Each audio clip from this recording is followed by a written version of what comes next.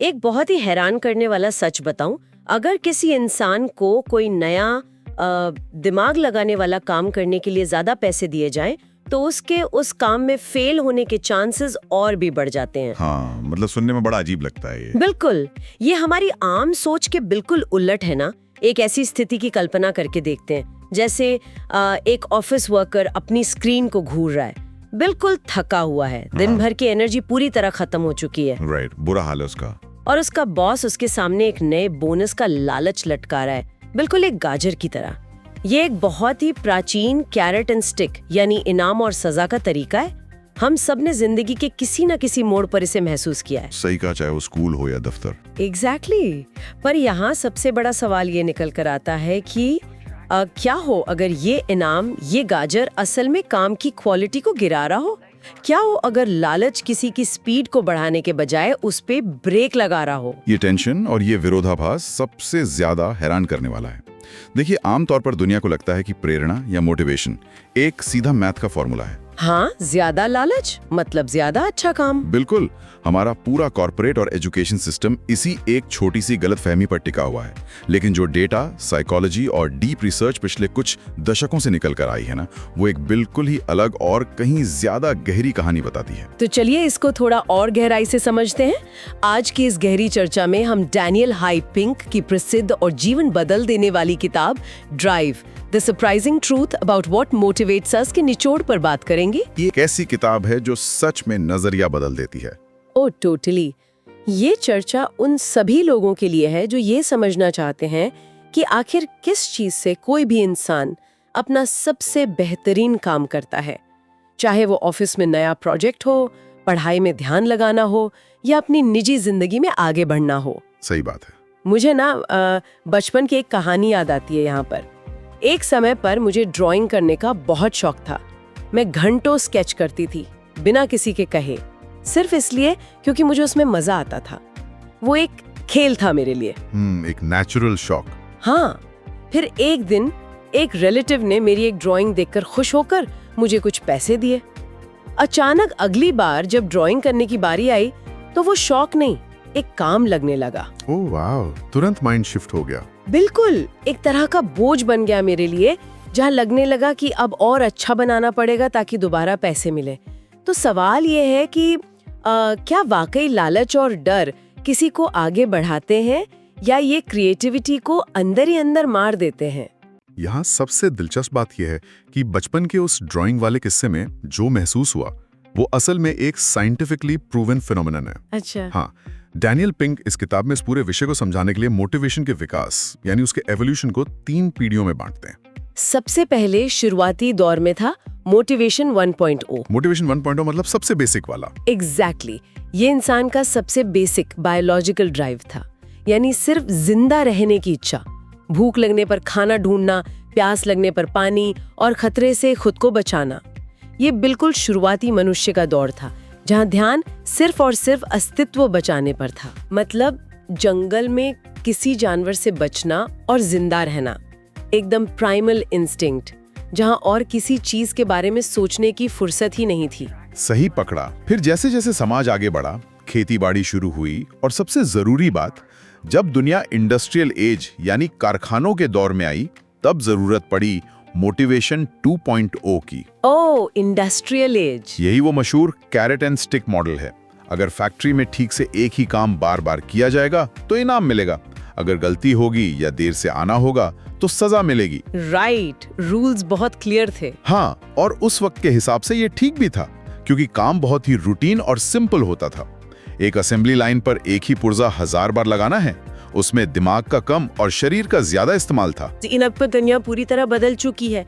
इंसान फैक्ट्रीज और assembly line से निकलकर ऐसी जगहों पर आ गया है जहां दिमाग, नए आइडियाज और आउट ऑफ द बॉक्स सोच की जरूरत है। बिल्कुल। तो यहाँ एंट्री होती है मोटिवेशन 3.0 की, जो कि कुछ नया सीखने, आगे बढ़ने और बेहतर बनने की एक अंदरूनी आग है, जिसे हम इंट्रिंसिक मोटिवेशन कहते हैं। हाँ। और मुझे याद है किताब में इसका एक बड़ा ही चौंका देने वाला उदाहरण 1940s के एक एक्सपेरिमेंट से दिया गया है। अरे हाँ, हैरी हार्लो का वो मशहूर एक्सपेरिमेंट। 1949 में साइकोलॉजी के प्रोफेसर हैरी हार्लो ने 8 बंदरों यानी रीसस मंकीज पर एक अध्ययन किया। बंदर और मैकेनिकल पजल वाला, राइट? सही। उन्होंने एक कमरे में एक मैकेनिकल पजल रखा। इस पजल में एक पिन निकालना था, एक हुक खोलना था और एक छोटा सा कवर उठाना था। उस जमाने में वैज्ञानिकों का मानना था कि जानवर सिर्फ 2 ही वजह से कोई काम करते हैं, या तो बायोलॉजिकल जरूरत के लिए जैसे भूख, या फिर बाहरी इनाम और सजा के लिए। तो उन्हें लगा बंदर इसे हाथ भी नहीं लगाएंगे। एग्जैक्टली। पर हार्लो और उनके साथियों ने देखा कि बंदरों ने बिना किसी भूख, लालच या सजा के उस पजल को सॉल्व करना शुरू कर दिया और वो उस काम में पूरी लगन से जुटे रहे। वेट, बिना किसी इनाम के? तो उन्हें आखिर मिल क्या रहा था? उन्हें उस प्रॉब्लम को सॉल्व करने में एक अजीब सा मजा आ रहा था।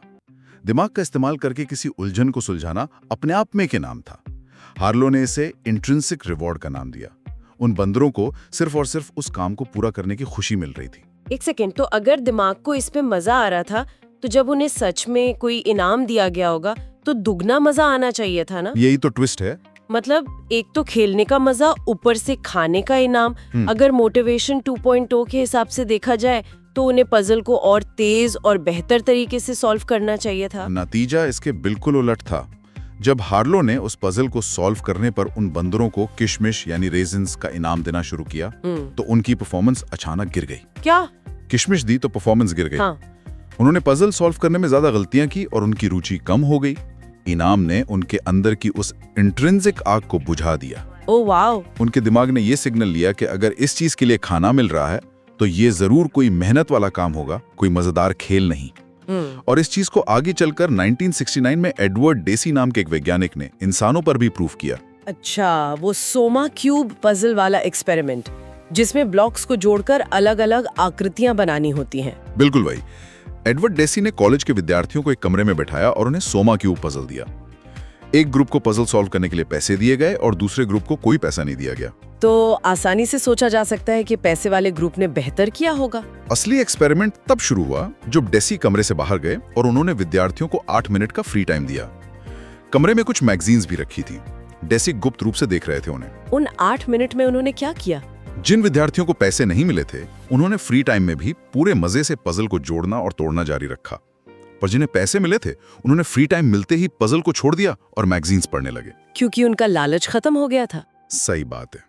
उनका दिमाग कह रहा था कि जब तक पैसा मिल रहा था तब तक ये ड्यूटी थी, अब पैसा बंद तो ड्यूटी खत्म। तो चलिए इस पूरी स्थिति को थोड़ा और गहराई से देखते हैं, क्योंकि इसका मतलब ये निकलता है कि अगर किसी को मेहनत के लिए ज्यादा पैसे दिए जाएं, तो वो लालच उस काम के मजे को खत्म कर देगा। बिल्कुल, और यही वजह है कि मोटिवेशन 2.0 फेल हो रहा है। हाँ, ये कैरेट एंड स्टिक मॉडल आधुनिक और क्रिएटिव कामों में बुरी तरह फेल होता है। मुझे मार्क ट्वेन की एक बहुत फेमस नॉवल याद आ रही है, the adventures of Tom Sawyer, जहां से डैनियल पिंक ने एक शब्द बनाया है, द सॉयर इफेक्ट। हाँ, फेंस पेंटिंग वाला किस्सा। हाँ, एग्जैक्टली। उस नॉवल में टॉम को एक छुट्टी के दिन एक बड़ी सी फेंस यानी लकड़ी की दीवार को पेंट करने का थका देने वाला काम मिलता है। पर टॉम बहुत चालाक है। वो इस काम को इतने मजे से और लगन से करने का दिखावा करता है कि वहां से गुजरने वाला उसका दोस्त बेन को लगता है कि ये तो कोई बहुत बड़ा प्रिविलेज है, कोई बहुत खास मौका है, राइट? हाँ, और नतीजा ये होता है कि बेन अपना आधा खाया हुआ सेब टॉम को दे देता है, सिर्फ उस फेंस को पेंट करने का मौका पाने के लिए। टॉम ने एक बोर करने वाले काम को एक मजेदार खेल बना दिया। सही बात है। किताब में बहुत अच्छे से लिखा है कि काम वो है जो हमें मजबूरी में करना पड़ता है और खेल वो है जो हम अपनी मर्जी से करते हैं। ये बहुत ही सटीक उदाहरण दिया आपने। जब हम शौक के लिए बाहरी इनाम देने लगते हैं तो खेल अचानक काम में बदल जाता है। और इसका एक और बड़ा सबूत द कैंडल प्रॉब्लम का एक्सपेरिमेंट है जो सैम ग्लुक्सबर्ग ने किया था। ओह, द कैंडल प्रॉब्लम, ये तो साइकोलॉजी का बड़ा फेमस एक्सपेरिमेंट है। हाँ, एकदम क्लासिक। इसमें लोगों को एक कमरे में ले जाकर एक टेबल पर 3 चीजें दी जाती हैं, एक मोमबत्ती, एक छोटी डिब्बी जिसमें कुछ थंबटैक्स हैं और एक मैच बॉक्स। लोगों को टास्क ये दिया जाता है कि मोमबत्ती को दीवार पर ऐसे लगाना है कि जब उसे जलाया जाए तो वैक्स यानी पिघला हुआ मोम नीचे टेबल पर ना गिरे। ये सच में सोचने वाला टास्क है, क्योंकि आमतौर पर कोई भी यही कोशिश करेगा कि वो थंबटैक से मोमबत्ती को दीवार में गाड़ दे, पर वैसे तो मोमबत्ती टूट जाएगी। सही कहा। या फिर कुछ लोग मोमबत्ती को पिघलाकर दीवार पर चिपकाने की कोशिश करेंगे, जो दीवार पर ज्यादा देर टिकेगा ही नहीं। असली सोल्यूशन ढूंढने के लिए दिमाग को थोड़ा आउट ऑफ द बॉक्स चलाना पड़ता है। सही तरीका यह है कि थंबटैक्स वाली डिब्बी को खाली किया जाए, उस डिब्बी को थंबटैक्स की मदद से दीवार पर लगाया जाए और फिर मोमबत्ती को उस डिब्बी के अंदर रखकर जलाया जाए।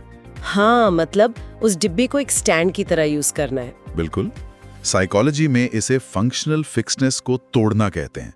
यानी इंसान का दिमाग ये मानकर बैठ जाता है कि डिब्बी सिर्फ टैक्स रखने के काम आती है। वो ये नहीं सोच पाता कि डिब्बी खुद एक प्लेटफॉर्म का काम भी कर सकती है। राइट। तो एक्सपेरिमेंट आगे कैसे बढ़ा? अब ग्लक्सबर्ग ने लोगों को 2 ग्रुप्स में बांटा। एक ग्रुप को कहा गया कि उन्हें जल्दी सॉल्व करने पर पैसे मिलेंगे, तेजी से करने पर $30-40 तक का लालच दिया गया। दूसरे ग्रुप को कोई लालच नहीं दिया गया, बस टाइम नोट किया गया। तो पिछले एक्सपेरिमेंट्स के हिसाब से देखा जाए तो लगता है कि पैसे लेने वाले ग्रुप ने बुरा परफॉर्म किया होगा। बिल्कुल वही हुआ। जिन लोगों को पैसे का बड़ा लालच दिया गया था, उन्होंने बिना लालच वाले लोगों के मुकाबले प्रॉब्लम सॉल्व करने में करीब 3.5 मिनट ज्यादा लगाए। 3.5 मिनट ज्यादा? लालच ने उन्हें उल्टा स्लो कर दिया। ये फैक्ट पूरी तरह से पुरानी सोच को ध्वस्त कर देता है। लेकिन ऐसा होता क्यों है? असल में दिमाग के अंदर चल क्या रहा होता है? देखिए, इसका कारण हमारी एवोल्यूशनरी साइकोलॉजी में छुपा है। जब दिमाग को कोई बड़ा बाहरी इनाम या लालच दिखता है तो वो एक तरह का स्ट्रेस पैदा करता है। अच्छा। और इस स्ट्रेस में हमारा ध्यान बिल्कुल सिकुड़ जाता है। इसको नैरो फोकस कहते हैं। अगर कोई रूटीन काम है जहां रास्ता बिल्कुल सीधा और क्लियर है, तब तो ये नैरो फोकस बहुत काम आता है। जैसे अगर जंगल में शेर से भागना हो तो सिर्फ सामने का रास्ता दिखना चाहिए। वहां हमें एक ब्रॉडर विजन चाहिए होता है। इनाम के दबाव में दिमाग वो ब्रॉडर विजन खो देता है और डिब्बी को प्लेटफॉर्म की तरह नहीं देख पाता। यहाँ पर एक बहुत ही दिलचस्प बात सामने आती है। मुझे सोर्स मटेरियल में दिया गया एक रियल लाइफ एग्जाम्पल याद आ रहा है, जो इस बात को रियल वर्ल्ड की सतह पर लाता है। कौन सा वाला? स्वीडन में ब्लड डोनेशन का एक एक्सपेरिमेंट हुआ था। आमतौर पर वहाँ के नागरिक खुशी से दूसरों की मदद करने के लिए खून दान करते थे। फिर एक दिन अथॉरिटी ने सोचा कि अगर खून दान करने के लिए 50 क्रोनर यानी थोड़े पैसे दिए जाएं, तो शायद और भी ज्यादा नागरिक इसमें हिस्सा लेंगे। उन्हें लगा होगा लोग डबल मोटिवेट होंगे। हाँ, लेकिन बिल्कुल इसके उलट हुआ। डोनर्स की संख्या आधी रह गई। ऐसा क्यों हुआ, इस पर गौर करना बहुत जरूरी है। इस घटना को मॉरल क्राउडिंग आउट कहते हैं। हाँ, क्योंकि पहले खून दान करना एक नेक काम था, एक एल्ट्रोइस्टिक एक्ट था। लोगों को इससे एक अंदरूनी शांति मिलती थी। इस बात का एहसास होता था कि वो किसी की जान बचा रहे हैं। सही बात है, एक बड़ा पर्पस था वहाँ। लेकिन जैसे ही उसमें पैसे जुड़े, वो पवित्र काम एक कमर्शियल ट्रांजैक्शन, एक सस्ते सौदे में बदल गया। लोगों के दिमाग ने सोचा कि क्या एक इंसान अपने खून के लिए चंद सिक्के लेगा? उनकी वो अंदरूनी इच्छा, वो हीरोइज्म का एहसास पैसों के भार तले दबकर मर गया। बिल्कुल। तो अगर इस पूरी स्थिति का विश्लेषण किया जाए तो एक एनालॉजी बनती है कि मोटिवेशन 2.0 एक पुराने कंप्यूटर के ऑपरेटिंग सिस्टम जैसा है, जैसे पुराने जमाने का विंडोज 95। हाँ, जो अब आउटडेट हो चुका है। एग्जैक्टली। अगर कारखाने में एक ही तरह का काम बार बार हो रहा है, जिसे एल्गोरिथमिक टास्क्स कहते हैं, तो ये पुराना ओएस ठीक चलता है।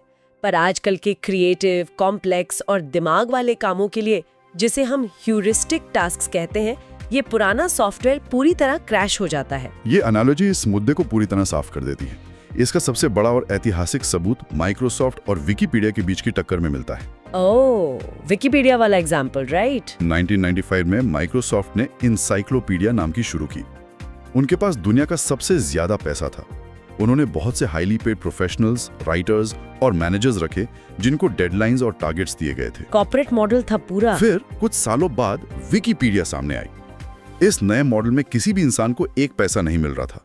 हजारों लोग अपना फ्री टाइम देकर वॉलंटरी आर्टिकल लिख रहे थे, बिना किसी इनाम के। हाँ, उस वक्त अगर किसी भी बड़े अर्थशास्त्री से पूछा जाता तो वो यही कहता कि माइक्रोसॉफ्ट की जीत तय है, क्योंकि वहां पैसे का लालच और प्रॉपर मैनेजमेंट स्ट्रक्चर मौजूद हैं। पर आज सब जानते हैं कि इनकारता बंद हो चुका है और विकिपीडिया दुनिया का सबसे बड़ा और सफल नॉलेज बेस है। सच में, लोग पैसों के लालच से ज्यादा अपने शौक और किसी बड़ी चीज में हिस्सा लेने के लिए बेहतर काम करते हैं। ये सीधा टाइप एक्स और टाइप आई बिहेवियर के बीच का फर्क दर्शाता है। टाइप एक्स यानी एक्सट्रिंसिक, जो बाहरी लालच पर निर्भर है, और टाइप आई यानी इंट्रिंसिक, जो अंदरूनी लगन पर निर्भर है। लेकिन यहाँ एक बड़ा सवाल उठता है, अगर ये बाहरी इनाम आधुनिक काम में फेल हो जाते हैं तो आखिर लोग अपना बेस्ट काम कैसे करेंगे? उन्हें टाइप आई बिहेवियर की तरफ कैसे ले जाया जाए? इसका जवाब डैनियल पिंक किताब में 3 मूल स्तंभों या पिलर्स के रूप में देते हैं: ऑटोनॉमी, मास्टरी और पर्पस। ये तीनों मिलकर आधुनिक प्रेरणा का नया ढांचा बनाते हैं।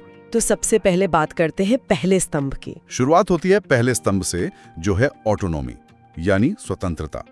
इंसान तभी पूरी लगन से काम करता है जब उसका अपने काम पर नियंत्रण हो। पिंक इसको द 4 T's में बांटते हैं: टास्क, टाइम, टेक्निक और टीम। मतलब 4 T। यानी इंसान क्या कर रहा है, किस वक्त कर रहा है, किस तरीके से कर रहा है और किन लोगों के साथ मिलकर कर रहा है, इस पर उसका खुद का कंट्रोल होना चाहिए। मतलब अपने काम का निर्देशन खुद करना। ऑटोनॉमी का सबसे बेहतरीन उदाहरण टेक कंपनीज में मिलता है आजकल। जैसे एटलासियन नाम की एक ऑस्ट्रेलियन सॉफ्टवेयर कंपनी है। हाँ, उनका मॉडल बड़ा इंटरेस्टिंग है। वो अपने इंजीनियर्स के लिए साल में कई बार फेडेक्स डेज आयोजित करते हैं। इसमें उन्हें 24 घंटे की पूरी छूट दी जाती है। वो अपनी मर्जी का कोई भी नया आइडिया चुन सकते हैं, किसी के साथ भी काम कर सकते हैं, बस उन्हें डिलीवर करना होता है। एग्जैक्टली। ठीक 24 घंटे बाद उन्हें अपना आइडिया पूरी कंपनी के सामने डिलीवर करना होता है, बिल्कुल वैसे ही जैसे फेडेक्स ओवरनाइट पार्सल डिलीवर करता है। और हैरानी की बात यह है कि इन छोटे छोटे आज़ादी के लम्हों से उस कंपनी के सबसे बेहतरीन सॉफ्टवेयर पैचेस और नए प्रोडक्ट्स निकल कर आए हैं। गूगल का भी एक ऐसा ही मॉडल था। हाँ, गूगल की 20% टाइम पॉलिसी भी इसी विचारधारा पर आधारित थे, जिसने जीमेल और गूगल न्यूज़ जैसे प्रोडक्ट्स को जन्म दिया। साथ ही एक और बदलाव है, ROWE, यानी रिजल्ट्स ओनली वर्क एनवायरनमेंट। इसमें ऑफिस आने का कोई तय समय नहीं होता। कोई दोपहर के 2 बजे आए या ना आए, बस उसका काम और नतीजा पूरा होना चाहिए। अब यहाँ लोगों को अक्सर लगता है कि ऑटोनॉमी का मतलब आइसोलेशन या सबसे अलग थलग होकर अकेले काम करना है, या फिर ये कि बिना बॉस की डांट के लोग आलसी हो जाएंगे। पर आज़ादी का मतलब जवाबदेही से भागना नहीं है। इसे एक उदाहरण से और आसानी से समझा जा सकता है। ऑटोनॉमी का मतलब किसी भी दिशा में बिना सोचे समझे भागना नहीं है। जैसे एक पेंटर को ये आज़ादी होती है कि वो कौन से रंग चुने, किस कैनवस पे पेंट करे और ब्रश चलाने की कौन सी टेक्निक अपनाए। सही बात है। अगर कोई बॉस उसके पीछे खड़ा होकर उसके हाथ पकड़कर जबरदस्ती स्ट्रोक लगवाएगा तो वो एक बेहतरीन आर्ट नहीं, बस एक थका देने वाली बेजान ड्राइंग बनकर रह जाएगी। ऑटोनॉमी का मतलब है काम करने के तरीके में इंसान को आज़ादी देना, जबकि नतीजे की जवाबदेही वैसी ही बनी रहती है। ये एक बहुत ही गहरा विश्लेषण है। लेकिन आज़ादी मिलने के बाद क्या? अगर किसी को पूरी आज़ादी मिल जाए तो वो उस आज़ादी का करेगा क्या? यहां जरूरत पड़ती है दूसरे स्तंभ की, जो है मास्टरी। मास्टरी यानी महारत। यानी किसी भी चीज में महारत हासिल करना, उसमें लगातार और बेहतर बनना।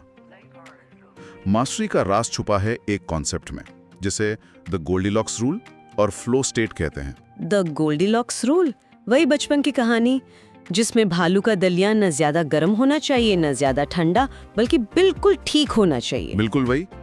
इंसानी दिमाग सबसे अच्छा और लगातार काम तब करता है जब उसके सामने आने वाला चैलेंज उसकी क्षमता यानी एग्जिस्टिंग स्किल्स के बिल्कुल बराबर या थोड़ा सा ऊपर हो।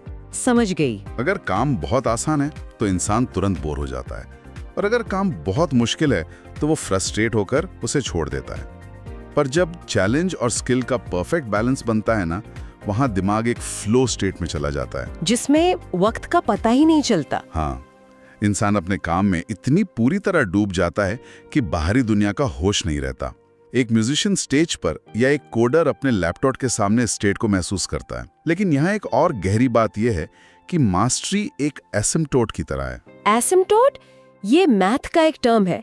एक ऐसी लाइन जो किसी कर्व के पास लगातार जाती तो है, उनके बीच की दूरी 0 की तरफ बढ़ती है, पर वो लाइन उस कर्व को कभी फिजिकली टच नहीं करती। एकदम ठीक कहा आपने।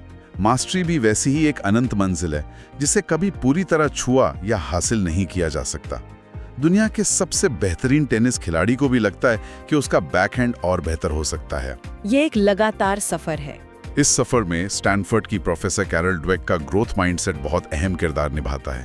ये विश्वास कि हमारी काबिलियत कोई पत्थर की लकीर नहीं है जिसे बदला न जा सके, बल्कि मेहनत और लगातार कोशिश से इसे बढ़ाया जा सकता है। यही सोच इंसान को महारत के उस लंबे रास्ते पर चलने की ताकत देती है।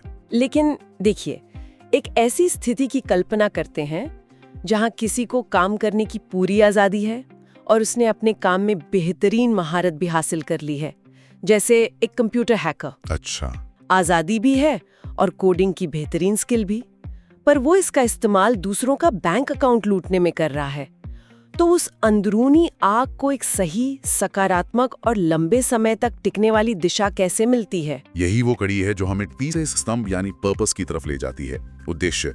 हम इंसान आखिर में ऐसी चीजों का हिस्सा बनना चाहते हैं जो हमसे बड़ी हों, जो हमारे वजूद के दायरे से आगे जाएं। सिर्फ पैसा कमाना काफी नहीं है। बिल्कुल नहीं। सिर्फ पैसा कमाना या किसी कंपनी का प्रॉफिट और बैलेंस शीट बढ़ाना किसी भी इंसान को लंबे समय तक और पूरी तरह से प्रेरित नहीं कर सकता। मोटिवेशन 2.0 में प्रॉफिट मैक्सिमाइजेशन ही सब कुछ था, लेकिन मोटिवेशन 3.0 में पर्पस मैक्सिमाइजेशन उसके बराबर खड़ा है। और आज की नई जनरेशन इसी पर्पस पर सबसे ज्यादा जोर देती है। पैटागोनिया का उदाहरण देखते हैं, जो आउटडोर क्लोथिंग बनाती है। उनका मूल मकसद सिर्फ कपड़े बेचना नहीं, बल्कि एनवायरनमेंट को बचाना और आने वाली पीढ़ी के लिए इस ग्रह को सुरक्षित रखना है। हाँ, उनका मिशन बहुत क्लियर है। वहाँ काम करने वाले लोगों को ये महसूस होता है कि वो दुनिया को बचा रहे हैं, सिर्फ एक जैकेट नहीं बेच रहे हैं। टॉम्स शूज का मॉडल भी कुछ ऐसा ही है। उनका नियम है कि जब भी कोई उनसे एक जूता खरीदेगा, वो एक नया जूता किसी जरूरतमंद बच्चे को दान करेंगे। ये बहुत ही पावरफुल मॉडल है। जब वहाँ का कोई एम्प्लॉय सुबह उठ के काम पर जाता है तो उसको पता होता है कि उसकी आज की मेहनत से असल में किसी गरीब बच्चे के पैरों को नए जूते मिलेंगे। ये उद्देश्य, ये पर्पस किसी भी रेगुलर आकर्षक सैलरी से कहीं ज्यादा बड़ी और गहरी ताकत रखता है। तो अब सवाल ये उठता है कि इस पूरी गहरी चर्चा से लोग अपने रोजमर्रा के जीवन में क्या प्रैक्टिकल बदलाव ला सकते हैं? मोटिवेशन 3.0 को असल जिंदगी में कैसे उतारा जाए? हाँ, प्रैक्टिकल टेकअवेज क्या है इसके? सबसे पहली चीज है इनाम देने के तरीके को बदलना। जैसे पहले बात हुई थी कि दिमाग क्रिएटिव कामों में लालच से ध्यान भटका देता है, इसलिए पहले से शर्त रखने वाले इफ देन रिवॉर्ड्स की जगह कुछ और करना होगा। इफ देन यानी अगर तुम ये करोगे तो मैं तुम्हें वो दूंगा। सही। उनकी जगह नाउ दैट रिवॉर्ड्स का इस्तेमाल करना चाहिए, यानी काम पूरा होने पर अचानक और सरप्राइज के तौर पर दिया गया इनाम।